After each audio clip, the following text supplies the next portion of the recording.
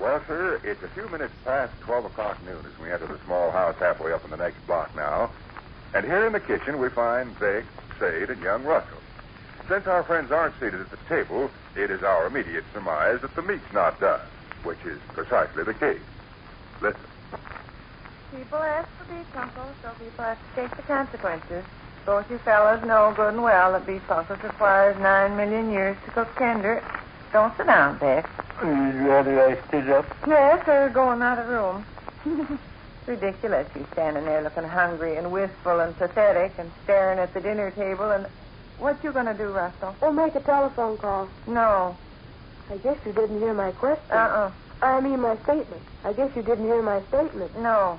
Ish, go in the other room, you guys. I'll holler when dinner's on the table. I made this statement, Mom. I said, I believe I'll put through a telephone call. And I made the statement, no. You're never in this house 2 minutes before you grab that telephone by the throat and start calling up kids. I realize I'm a very unimportant cog in civilization. Yes, you sure are. Who is it this time? I have an important communication for Heine Call. Heine's not home. You persist in treating me like I got no sense. Heine's not home. How would you know that, Mom? Because I saw him out the pantry window not 9 seconds ago, running up the alley toward the grocery store. Thank you. Not at all. I will communicate with Heine after dinner. Yes, do that. And call 7 billion other kids while you're at it. Oh, but this telephone business is getting to be too much of a good thing. Ruthie said she tried to get a hold of me 4 separate times Saturday afternoon. Line was busy, line was busy, line was busy. It's only 3 times. Line was busy. There we are, 4. Please don't sit down. You'd rather I stood up? Let's all go in the other room. Everybody congregates in a person's kitchen like the bullet that killed Billy Patterson. Come on, you too, Russell.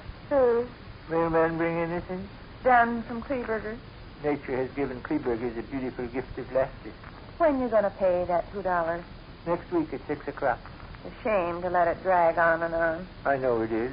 I thought about it this morning at the office and got to crying and couldn't stop. And Miss Hammersmith had to bathe my wrist with spirits of camphor. Funny, funny man. Leave on stretch out on the Davenport till the beef punkles are done. I've really been going it today. Worked like a horse. Never even stopped to catch my breath. Mom, I'd like to have a group of friends here this evening. Sternbaum said something about 500. Say, Ted does have a cold. Nature has given Ted the beautiful gift of laughter. He almost didn't go up the foundry this morning. Mom? Ralph just rotten. Mom? Yes, Russell, honey, what is it? I'd have my friends in the kitchen. We won't bother you. Whole crowd of boys you want to bring? 5.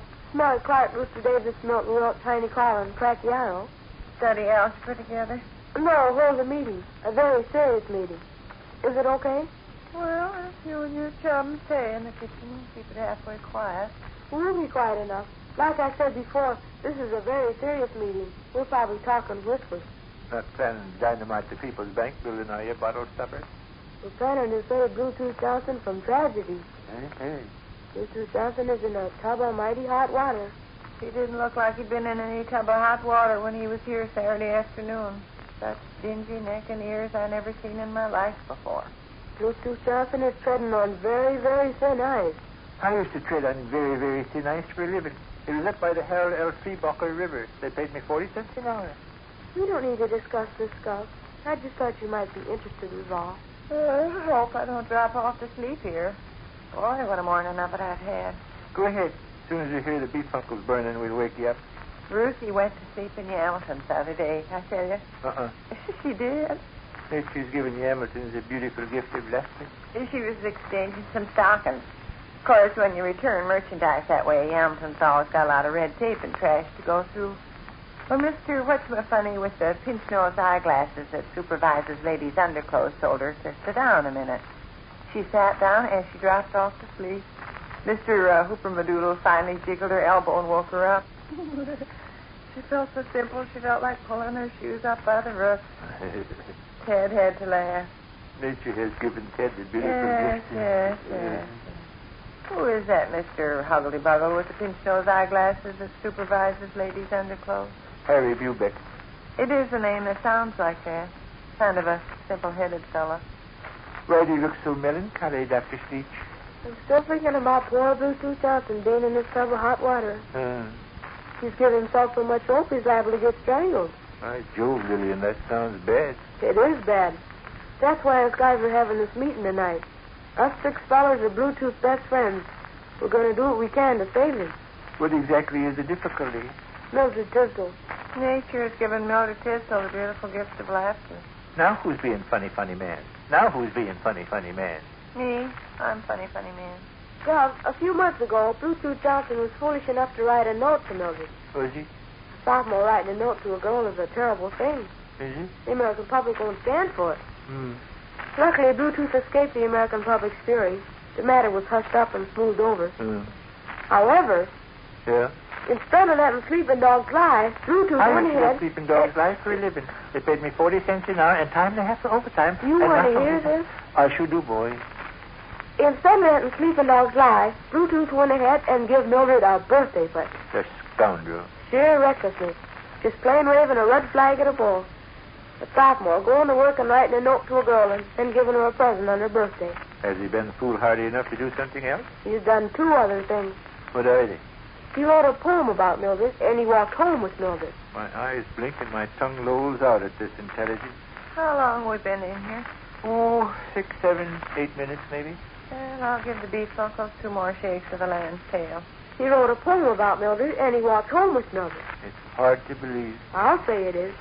The American public stood for the note and the birthday present, but this has goaded the American public into a frenzy. What's the American public going to do about it? I don't know, but it's liable to be plenty. There's some mighty tough guys up at school. They're not going to let any sophomores get away with murder. How'd they find out about the poem? Mildred showed it around. Was it a sentimental poem? Spring is coming. Hear the buzz of the bees.